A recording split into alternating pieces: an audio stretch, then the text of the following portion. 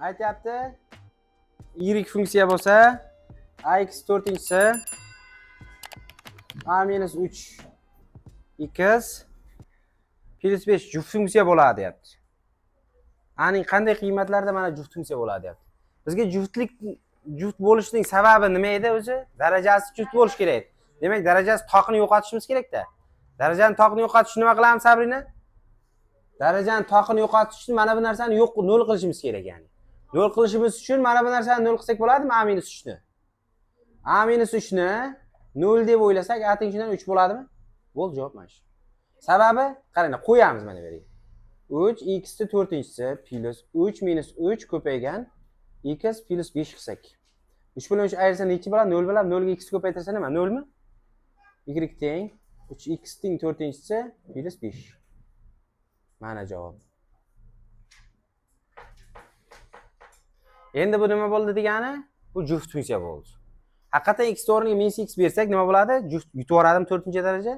Hozir mana bu x agar qolganda bu natoq na juft qilib qo'ygan bo'lardi. Bizga shartida bor, juft bo'lsin degan shart bor-da. Tushunarlimi? Shuning uchun mana bu narsani koeffitsiyenti, ya'ni mana toq darajadagi narsani oldini yo'qotdik. O'zimiz ideya qilib, tushunarlimi? Endi 58 ni ko'ramiz. 58 da aytayapti, f() 2 teng 3 bo'lsa deyapti. Toq funksiya bo'lsa, toq funksiyada deyapti. Toq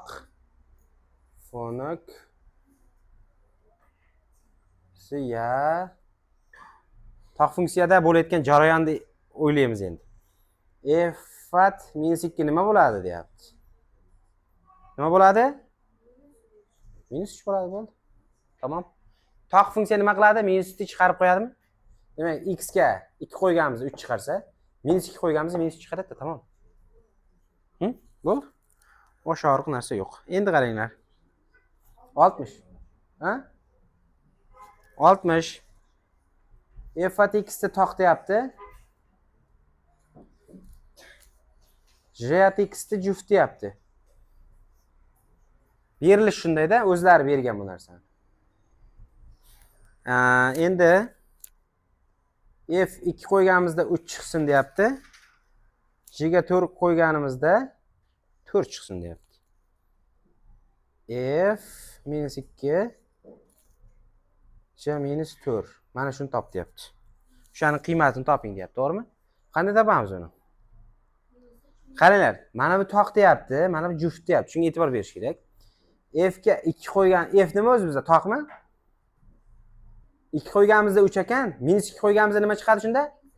Minus chiqadi, malades. Keyin G ga 4 qo'yganimizda 4 chiqibdi javobi. G ga minus 4 qo'ysak nima chiqadi? Minus 4 chiqadimi? Ha? Ha deb, xayol parishonda o'sha. Juft funksiya bo'lsa nima bo'lardi? Yutar edi. To'g'rimi? Masalan, y teng x kvadrat funksiya nima funksiya? Juft funksiyami? Y teng minus 4 qo'ysalaring bari nima qiladi? 16 qo'radimi? Minus yutib yuborardi-ku, mumtoz. Obbo, shu paytda nima kerak ekan bunga? Ruchka nima kerak hozir? O'rgatayotganmiz. Voy bechara. G ga 4 qo'yganimizda nima chiqar ekan shunda? 4 chiqar ekanda baribir. Javob 1 bo'ladi. Tushunarlimi? 60 ni shunday ishlaymiz. 62 qaranglar. Endi qaranglar, sizga boshqadan tushuntirib. Ha, minus yutib yuboradi funksiya. 15 x teng 4-si 30x kvadrat plus 45 deyapti. f() x funksiyani top deyapti. f() ni o'zi juft funksiya deb aytayapti o'zlari. Nega qilib bunday yashirin? Bular orqasidan bunday yashirin. Buni juft funksiya deyapti-ku. X o'rniga nima qilamiz? Minus x berganimizda ham baribir yutib yuboradi-da, minus x ni yutib yuboradi-da. To'g'rimi? Juft funksiya deb aytayapti-ku o'zlari mana. 4 ta f() x teng minus yutib yuborsa f() x plus 15 ta x ni 4 ta plus 30 ta x 4 ta kvadrati plus 45 bo'ladimi? Mana bu narsa bitta 1 bormi oltita koeffitsiyenti? 4 ta olmadan bitta olmani ayirsak 3 ta qoladimi? 3 f at x teng 15 ta x ta 4 ta 30 ta x kvadrat plus 45 bo'ladi. Hammasini 3 ga bo'lamanmi endi? Bizga f at x o'zini top deganda. Shuncha 3 ga bo'lib yuboraman, o'zi paydo bo'ladi keyin. F at x teng 5 ta x ta 4-inchisi 10 ta x ta kvadrati minus 15 plus 15 mana javob. Tushundikmi yo'qmi? Mana bu juft deb o'zlari aytadi, bir paytlar toq deb aytadi. O'shanga e'tibor berib ishlasalar oson chiqadi javoblar. 62 dan keyin nechini ko'ramiz? 65 ni ko'rayinda, ungacha o'zlaring ishlaysizlar, maylimi? 62, 63, 64 lar o'zing ishlaysizlar. 65 ni ko'rsataman, qaranglar. 65 da aytayaptiki, mana bu 63 ni ko'rsa, 3 yo'q 1 xil ekan. Shunga qarab ishlaysizlar, maylimi? Bo'lmasa 63 da ishlasak, f at x ni aytayapti, juft deb aytayapti. J at x ni aytayapti, toq deb aytayotgan bo'lsa kerak. To'g'rimi? Toq deb aytayapti. H x 3 ta f at x J at x taqsim 2 deyapti. F ga minus 2 qo'ysa, mana bu yerga yozay shuni tepaga. F ga minus 2 qo'ysak 6, J ga minus 2 ni qo'ysak minus 4 bo'ladi deyapti. H ga 2 qo'yganimizda topib beringlar deyapti bizga. Savol tushunarli? Qanday ishlaymiz buni? Hammasiga qaranglar, mana buni juft deyaptimi, toq deyapti-ku, shunga e'tibor berish kerak yana. Xo'sh, h ga 2 ni qo'yamiz, ketdik. H 2 teng 3 ta f fx juft funksiya-ku. Nima qo'ysak ham baribir 6 ni chiqarib beraveradi, juft funksiya bo'lgani uchun. To'g'rimi?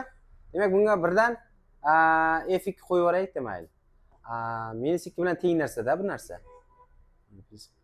Minus j minus 2 qo'ysak minus 4 chiqsa, j2 nima bo'ladi shunda? 4 bo'ladimi? Chunki toq funksiya-ku. Minus qo'ysak minus chiqarib beryapti, demak 2 qo'yganimizda plus 2 chiqarib beradi ham. To'g'rimi? Toq funksiyaligidan bilamiz o'sha narsani. Tushunmayapsizlarmi? Ha?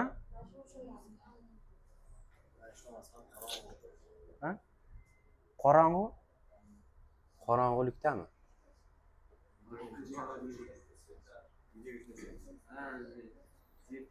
H2, yoqib olinglar svetni. O'zim.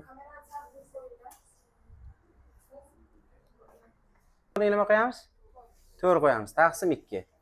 18 dan 4 narsak nech? 14 taqsim 2 javobi 7 bo'ladi.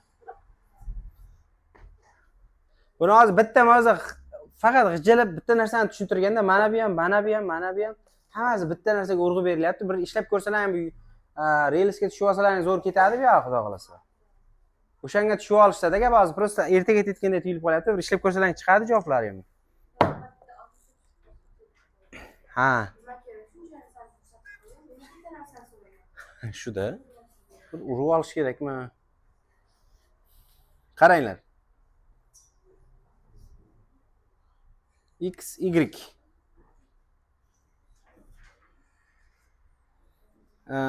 Bizga f at 2 ni topib ber deyapti. Endi kitobga qarasalar ko'rinadi, hozir bunda ko'rinmagan. Mana bu yerga 2 qo'ysalaring bor-ku, mana 1 ga to'g'riga boradi-da. Mana bu y funksiyaning o'zini bildirib turibdi. Mana x ga 2 qo'ysak, mana bu x turish kerak-ku, o'zi aslida f at x bo'lish kerak edi. Durdona qarab turing. Mana bu fx bo'lish kerakmidi? Mana bu bizga 2 ni qo'yyapti. X ga 2 qo'ysa, necha bo'ladi deyapti-da? Y ga. Y nechaga to'g'ri bo'lyapti? Demak, javob -1 bo'ldi. Ishlanish shart emas buni. Shuni yozib qo'ysalaring bo'ldi. Hozir to'xtab tur 5 minut. Muncha shoshasan-a? Aqsicha sovg'a beraman degan, shunga tezroq keling deganda. Ha?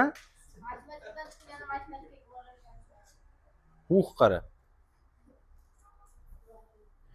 F at -1 degan nima degani?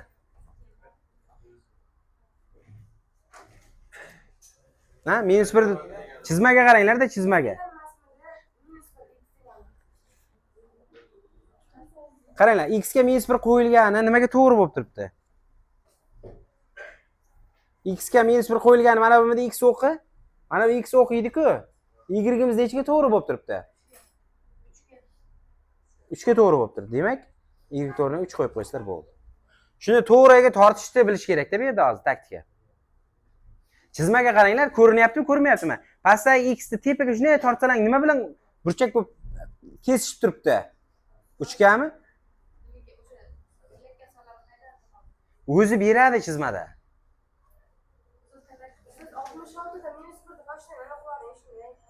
66 nima?